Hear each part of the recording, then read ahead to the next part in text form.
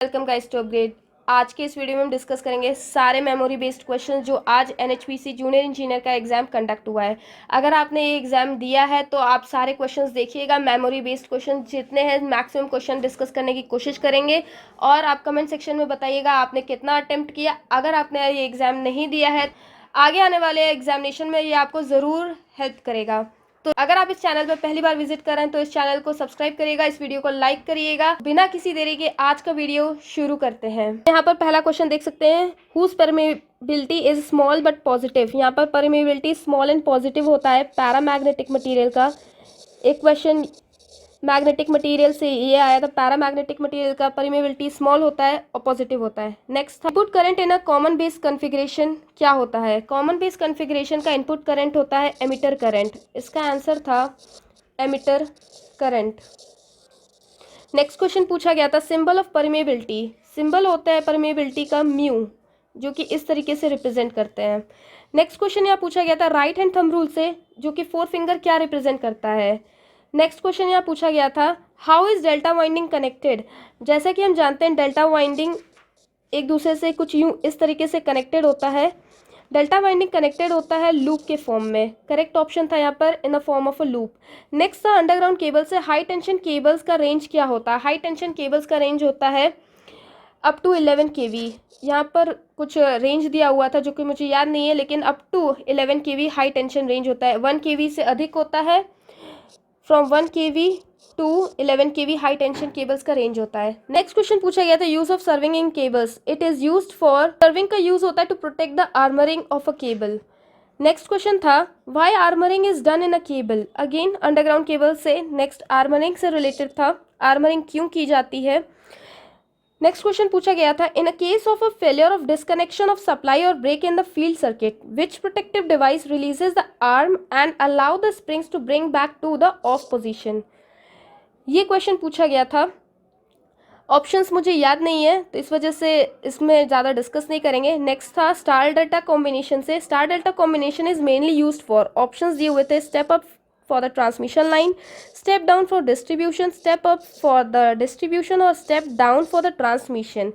ये ऑप्शंस दिया गया था। In resistance welding heat relation, resistance welding में हीट का रिलेशन होता है H is equal to I square R into T. Correct option ये था। डीसी मोटर से speed control method obtain by regrouping the field coils as, ये question था। Next question यहाँ देख सकते हैं, the resultant circuit the current I in the vector method of solving parallel circuit can be found as. यहाँ पर options पूछा गया था, बाय यूजिंग कम्यूटेटिव लॉ और by using triangular law, by using parallelogram law और by using Pythagoras law. तो ये question पूछा गया था। नेक्स्ट क्वेश्चन पूछा था, in which welding electrode is same as metal as a work piece. मतलब कहने का है सेम उसी चीज़ का बना होगा, सेम मटेरियल का electrode and the work piece. ऐसा कौन सा वेल्डिंग होता है। एडी करंट हीटिंग से पूछा गया था। Eddy current heating is also known as, तो यहाँ पर करेक्ट ऑप्शन होगा induction heating. Eddy current heating is also known as induction heating. Next question यहाँ पूछा गया था, देख सकते हैं, terminal voltage V of an alternator varies with. Terminal voltage alternator का किन कंडीशन पर वैरी होता है वो बताना था। नेक्स्ट क्वेश्चन था, डेप्रीसिएशन चार्ज से। जैसा कि हम जानते हैं डेप्रीसिएशन कैलकुलेट करने के 4-5 मेथड होते हैं, उनमें से एक मेथड होता है straight line method. Straight line method ये एक ऑप्शन था जो कि करेक्ट ऑप्शन था। अगर आपने टिक किया होगा तो आप मैच कर सकते हैं। ये option, amount of electric power a wind turbine can generate depends on, तो ये एक था। विंड टर्बाइन से एक क्वेश्चन ये पूछा गया था। इंडियन इलेक्ट्रिसिटी रूल का एक्ट पूछा गया था, कुछ ईयर्स दिए हुए थे 1956, 2003, 2001, तो आपको करेक्ट ऑप्शन चूज करना था। नेक्स्ट था, relation between back EMF and voltage of a DC motor to which the maximum voltage is given, तो EB is equal to V/2, ये था correct option. Which lamp is use as a cold cathode discharge lamp. Cold cathode discharge lamp यहाँ पर बोला जाता है neon lamps को। Neon lamps is known as the cold cathode discharge lamp. And contact से यहाँ 5 क्वेश्चंस पूछे गए थे, तो यहाँ पर 22 हो गया, 5 27 क्वेश्चंस हो गए। Unit of magnetic flux density B की वैल्यू पूछी गई थी जो कि टेस्ला होती है। हाई फ्रिक्वेंसी हीटिंग किस हीटिंग में यूज होता है, तो करेक्ट ऑप्शन था डाइलेक्ट्रिक हीटिंग। इसमें हाई फ्रिक्वेंसी हीटिंग यूज करते हैं, so the correct option is dielectric heating. Formula का क्वेश्चन पूछा गया था, रिलेशन पूछ रहा था इंडक्टेंस का, तो करेक्ट ऑप्शन है L is equal to N∅/I। Next question देख सकते हैं, फेट से था, नंबर ऑफ टर्मिनल्स बताना था। फेट में फील्ड इफेक्ट ट्रांजिस्टर में कितने टर्मिनल्स होते हैं। क्वेश्चन था सुपरपोजिशन थ्योरम से the voltage source is dash while solving the numericals. हम न्यूमेरिकल सॉल्व करते हैं सुपरपोजिशन थ्योरम से, तो हम जानते हैं कि हम हमेशा एक वोल्टेज सोर्स को कंसिडर करके सॉल्व करते हैं और बाकी सोर्स को उसको रिप्लेस कर देते हैं उसके इंटरनल इफेक्ट से। तो वही पूछा है यहाँ पर, वोल्टेज सोर्स को हम क्या करते हैं, वोल्टेज सोर्स को हम यहाँ पे शॉर्ट सर्किट करते हैं। तो voltage source is short circuited while solving the numericals. Next question पूछा है, which transformer is used in distribution circuit, no motor is connected to it. For a full single wave, what is the radian for one full cycle? Radian में बताना है one full cycle, जैसे हम जानते हैं one full cycle होता है 180 degree up and 180 degree positive and 180 degree negative, total 360 degree बनाता है। रेडियन में अगर इसे कन्वर्ट करेंगे तो 2 पाई होगा, 2 pi radians is the answer. बढ़ते हैं नेक्स्ट क्वेश्चन पे, in nuclear power plant dash occurs. हम जानते हैं न्यूक्लियर पावर प्लांट में जो फ्यूल होता है यूरेनियम या फिर थोरियम, वहाँ पर न्यूक्लियर फिशन होता है, यानी कि न्यूक्लियर फिजन होता है, यानी कि टूटता है, ना कि फ्यूज होता है, न्यूक्लियर फिजन होता है। तो करेक्ट ऑप्शन था न्यूक्लियर फिजन अकर्स। नेक्स्ट पूछा गया था हार्ड मैग्नेटिक मटेरियल से, हार्ड मैग्नेटिक मटेरियल किसे कहते हैं। यहाँ पर करेक्ट ऑप्शन था परमानेंट मैग्नेट्स को। Permanent magnets are considered to be as the hard magnetic materials. इसका एक formula NS is equal to 120 F/P। हम जानते हैं कि सिंक्रोनस स्पीड का ये फॉर्मूला होता है। इससे एक क्वेश्चन पूछा गया था, फ्रीक्वेंसी क्या होगी। Frequency F is equal to हो जाएगी N synchronous speed into number of poles upon 120। So F is equal to NS/P/120। Correct option was this. Next question था the magnetic flux direction inside a magnet is from. तो हम यहाँ सबसे पहले देख सकते हैं एक मैग्नेट बनाते हैं NS, तो हमारा आउटसाइड डायरेक्शन नॉर्थ से साउथ जाता है, लेकिन इनसाइड यहाँ पूछा है तो inside a magnet magnetic flux direction south से नॉर्थ जाता है। It is from south to north. Next question पूछा गया था जर्मेनियम से, जर्मेनियम का वोल्टेज क्या होता है। जैसे सिलिकॉन का होता है 0.3, जर्मेनियम का 0.7 volt electron volt. Next question पूछा है role of auxiliary devices in steam power plant. So auxiliary devices का रोल ये होता है helps in reducing the supply power. Correct option उनमें से ये था। नेक्स्ट क्वेश्चन यहाँ पूछा गया था एडमिटेंस Y का रिलेशन इम्पिडेंस Z से। हम जानते हैं ये इन्वर्सली प्रोपोर्शनल होते हैं एक दूसरे से, होगा Y is equal to 1/Z। Correct option ये था। नेक्स्ट एक क्वेश्चन पूछा गया था CDL से, करंट डिवीजन रूल से। यहाँ पर करंट डिवीजन रूल से 2 रजिस्टर कनेक्ट किए गए थे पैरेलल में। वहाँ पूछा R1 and R2, I1 current या R1 से फ्लो कर रहा है और I2 करंट R2 से। तो यहाँ पूछा गया था करंट I2 कितना फ्लो करेगा। तो करंट टोटल करंट यहाँ पर I है, तो यहाँ पर ऑपोजिट रेजिस्टेंस को कंसिडर करेंगे और total resistance R1 plus R2। Correct option was this. Next था in wind energy generation which generator is not used. कौन सा जनरेटर विंड एनर्जी जनरेशन में यूज नहीं होता है, एक ये क्वेश्चन पूछा गया था। नेक्स्ट था salary of a labour, salary निकालने का क्या फॉर्मूला होता है वो कुछ पूछा गया था। मीटर का जो मीटर कांस्टेंट होता है उसका एक फॉर्मूला होता है K is equal to RPM/kWh, जो कि आप सब जानते हैं। ये क्वेश्चन पूछ दिया गया था कि RPM/kWh is equal to what, यानी कि K होता है यहाँ पर meter constant. Correct option was the meter constant. Next question है synchronous phase modifier is used for. सब नंबर ऑफ जंक्शन है ना BJT। बाइपोलर जंक्शन ट्रांजिस्टर में 2 जंक्शंस होते हैं, एक होता है एमिटर बेस, एक होता है कलेक्टर बेस। यहाँ पर PN जंक्शन का बिहेवियर पे एक क्वेश्चन पूछा गया था, ब्रेकडाउन कैसे होता है। नेक्स्ट डिप्लीशन लेयर से भी एक क्वेश्चन पूछा गया था PN जंक्शन से रिलेटेड। जेनर का ब्रेकडाउन कब होता है पूछा गया था, E is equal to half LI square based. L की वैल्यू दी हुई थी और करंट की वैल्यू दी हुई थी। एनर्जी निकालना था जूल में, जो कि आया था 0.48 जूल, जो कि आंसर मुझे याद है। नल टाइप इंस्ट्रूमेंट कुछ ऑप्शंस दिए हुए थे, उनमें से चूज करना था कौन सा था null type instrument. Next CRO पे बेस्ड इक्वेशन यहाँ देख सकते हैं। CRO किस वर्किंग प्रिंसिपल पर वर्क करता है, इलेक्ट्रोस्टैटिक प्रिंसिपल पर CRO वर्क करता है। नेक्स्ट लिजासियस पैटर्न पे एक क्वेश्चन फिर से पूछा गया CRO से, किस पर डिपेंड करता है। लिजासियस पैटर्न यहाँ पर फ्रीक्वेंसी पर डिपेंड करता है, फेज एंगल पर भी डिपेंड करता है। बेस्ड ऑन द ऑप्शंस ये सारे दिए हुए थे, तो both are correct. CRO input, CRO का इनपुट हम कहाँ देते हैं, यहाँ पर ये पूछा जा रहा था। तो यहाँ पर वर्टिकल डिफ्लेक्शन प्लेट पर देते हैं। Correct option was vertical deflection plate. CRO का इनपुट हमेशा हम वर्टिकल डिफ्लेक्शन प्लेट पर देते हैं। सो नेक्स्ट क्वेश्चन यहाँ पूछा गया था, देख सकते हैं अर्थिंग से। अर्थिंग हम क्यों करते हैं। 100 colours of conductors, standard conductor के कलर्स हम जानते हैं RYB होते हैं। RYB सिर्फ वहाँ ऑप्शन में नहीं था, नाम लिखा हुआ था red, yellow and blue. So the correct option was red, yellow and blue, ना कि ब्लैक। कंफ्यूज करने के लिए एग्जाम में पूछा जाता है। रिलेशन से था E=BLV sin थीटा, जो करेक्ट ऑप्शन था, जो कि ये था। In parallel RLC circuit tan phi is positive. tan phi अगर पॉजिटिव होगा पैरेलल RLC सर्किट में तो करंट हम जानते हैं I लीड करेगा, I leads voltage V। Factor is represented as, इतना इजी क्वेश्चन है ये, देख सकते हैं। पावर फैक्टर कैसे रिप्रेजेंट करते हैं? पावर फैक्टर हम cos phi से रिप्रेजेंट करते हैं। नेक्स्ट था fixed free contract.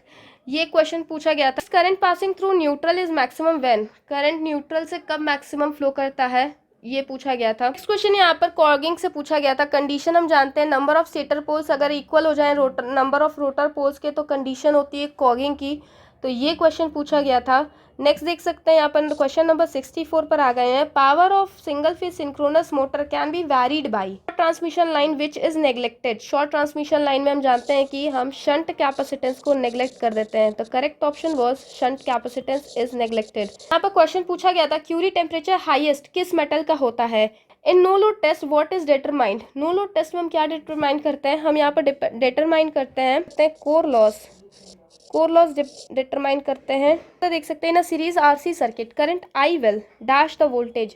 Series RC circuit अगर R एंड C सीरीज में है तो करंट क्या करेगा? करंट हमेशा लीड करेगा वोल्टेज से। क्वेश्चन यहाँ पूछा गया था, single phase induction motor, single phase induction motor क्यों नहीं सेल्फ स्टार्ट होता है? सेल्फ स्टार्ट इसलिए नहीं होता है क्योंकि ये पल्सेटिंग होता है, because it is single phase induction motor is because it is pulsating in nature. It is pulsating in nature. The correct option was because it is pulsating in nature. Capacitor start induction run motor torque is high. Why? यहाँ पर capacitor start induction motor में torque high क्यों होता है वो बताना था। वहाँ पर टॉर्क हाई इसलिए होता है क्योंकि दोनों में कैपेसिटर लगा होता है, स्टार्टिंग वाइंडिंग में एंड रनिंग वाइंडिंग में, दोनों में, तो फेज डिफरेंस ज़्यादा क्रिएट हो जाता है, तो इस वजह से टॉर्क हाई होता है।